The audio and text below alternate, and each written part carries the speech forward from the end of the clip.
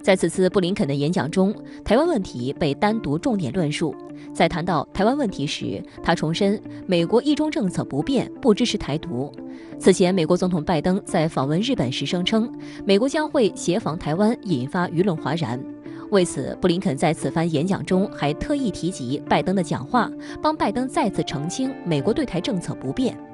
驻美国大使秦刚在《南华早报》发表题为《一个中国原则是台海和平的基石》的署名文章指出，美国政府一面声称一个中国政策没有改变，不支持台独，不希望与中国发生冲突对抗，另一面却把台当作第一岛链战略支点来遏制中国，不断虚化掏空一个中国政策。美方把单方面炮制的所谓与台湾关系法、对台6项保证凌驾于中美双边共识及3个联合公报之上，严重违反国际关系基本准则。日前，新美国安全中心联合美国国家广播公司进行了一次美国介入中国大陆武统台湾的兵棋推演。这个在与媒体见面电视节目中举行的兵棋推演，虚构了一场2027年的台海冲突。新美国安全中心的专家分为蓝红两队，蓝队扮演美国国家安全委员会的防务官员，为美总统出谋划策；红队扮演大陆军队最高决策层。经过3轮兵棋推演，结果声称中国军事现代化和核武库的扩大，以及中国对统一的重视，意味着在现实世界中，美中之间因台湾发生的战争很可能演变为核战。其实，俄乌冲突爆发后，美媒就不断揣测大陆会在台海动用核威慑。华府智库新美国安全中心的2位研究员裴迪约翰与瓦瑟认为，台海局势快速升级的威胁甚至可能超过欧洲。美国所谓台海危机的兵棋推演啊，且不说靠谱不靠谱啊，光是他进行这种兵棋推演啊，就已经是一件很危险的事情了。因为呢，台湾是中国不可分割的一部分啊。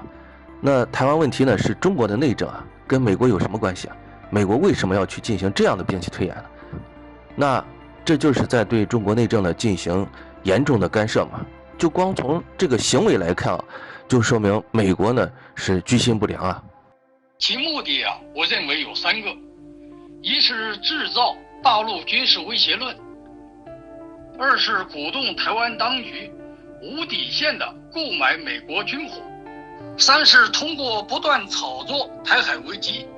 来不断加强他们与亚太盟国的军事联系，让台湾当局对他们更加依赖和俯首帖耳。众所周知，中国的核政策十分公开透明，是中俄美英法5个核武器国家中唯一承诺不首先使用核武器的国家。今年年初，5个核武器国家领导人共同发表了关于防止核战争与避免军备竞赛的联合声明，再次强调了核战争打不赢也打不得。需要指出的是，通过耸人听闻的炒作中国核威胁，来为美国实际的核扩张提供借口，这已经成了华盛顿驾轻就熟的把戏。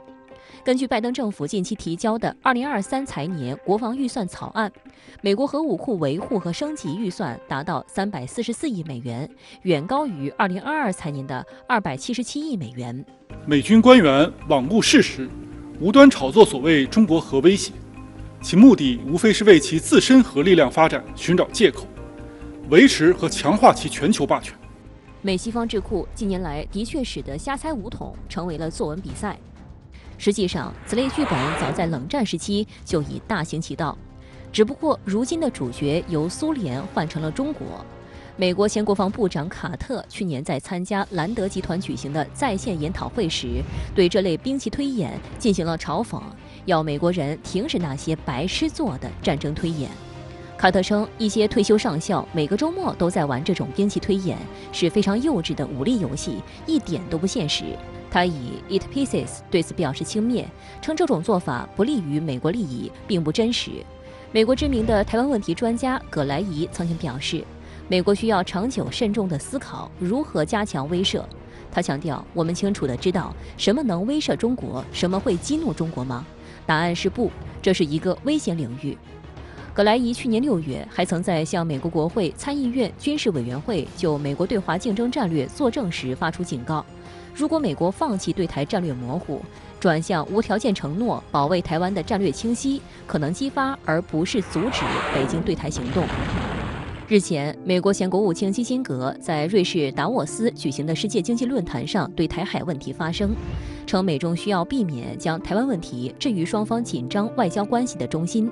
他指出，美国不应通过诡计或循序渐进的方式制定两个中国解决方案。当然，基辛格当然非常了解美国政治嘛，对吧？基辛格实际上他背后的没说出来，就是美国要把台湾变成另外一个乌克兰，对吧？美国领导的北约现在在俄乌战争中，对吧？他现在要做什么？美国的国防部长已经说得很清楚，对吧？他们不想接受俄乌战争，而是要利用俄乌战争把俄罗斯拖垮嘛，拖到俄罗斯再也没有能力做这种事情的。那么台湾来说也是一样，对美国来说只是其次。美国口头上要台湾的民主自由，那是跟乌克兰说的一样的，对吧？实际上是要针对中国的，所以我们要保证脑袋清醒，对吧？这样美国我一直就说，美国需要一个乌克兰战争，对吧？来巩固它的北约嘛。美国需要一个正式的台海冲突也好，南海冲突也好，使得它在亚洲的北约正式化嘛。亚洲的北约就是2、3、4、5、6，我们就是搞得七七八八了。但是没有一个正式的冲突的话，亚洲国家很难在两边之间卸责。这场俄乌战争呢一发生的话，你看很多欧洲国家很好卸责了嘛，芬兰啊、瑞士啊什么，对吧？但是我们要保证，我们不要上美国的当。那尤其是台湾的那帮不聪明的那个，是吧？对美国来说，台湾只是一个旗帜的问题。